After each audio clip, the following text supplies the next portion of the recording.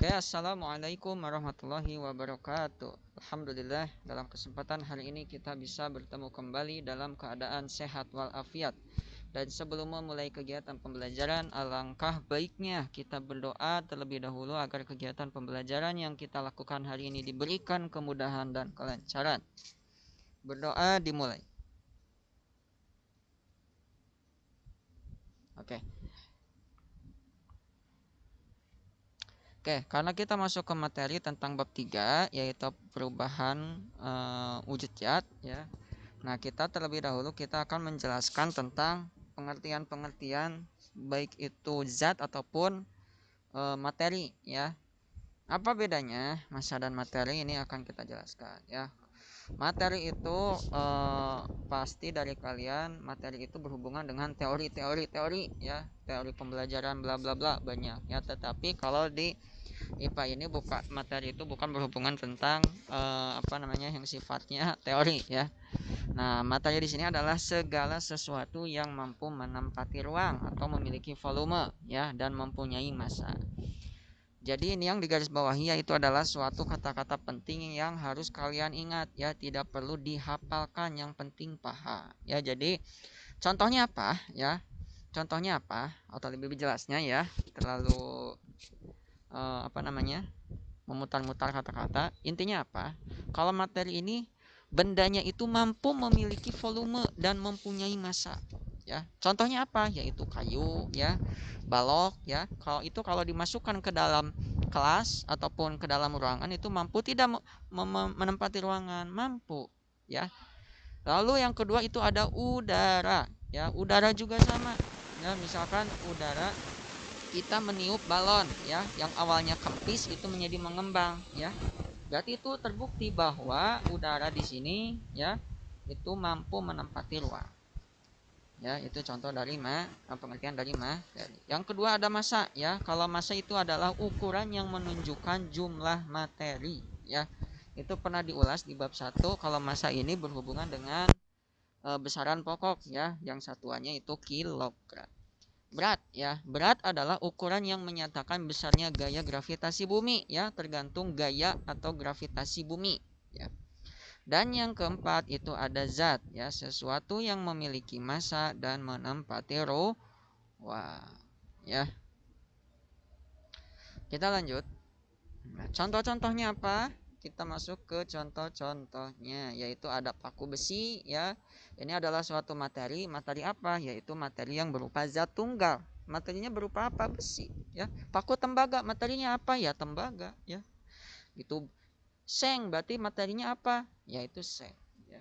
Ada campuran berbagai materi, misalkan tembaga dengan seng ataupun besi dengan tembaga. Itu juga pasti ada ya, berarti itu bukan hanya satu tetapi dua.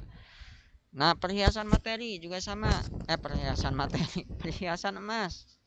Materi yang tersusun dari beberapa materi ya. Jadi emas ya, itu yang sering kita lihat ataupun ada di toko emas itu ternyata bukan hanya emas saja ya, tetapi ada unsur-unsur atau campuran yang lain. Jadi tidak 100% murni.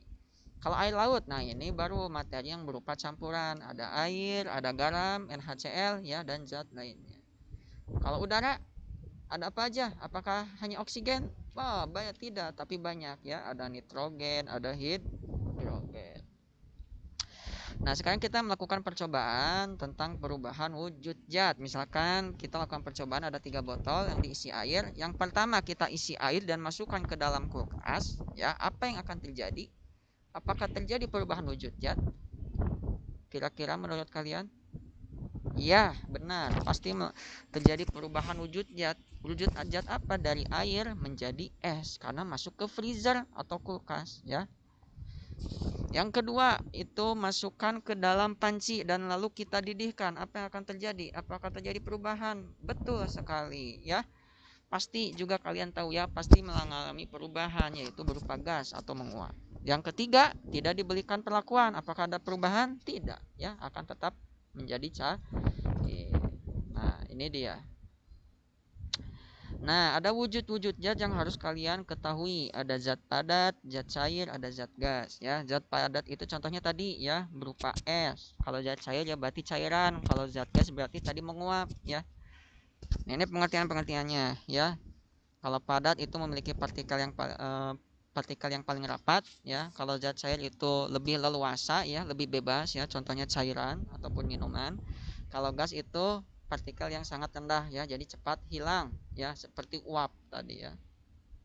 Sifat-sifatnya ada apa aja? Ada sifat ekstensif, ada juga sifat ekstensif ya. Kalau sifat ekstensif itu bergantung pada jumlah ukuran zat ya, bergantung pada jumlah ya. Ingat, bergantung pada jumlah.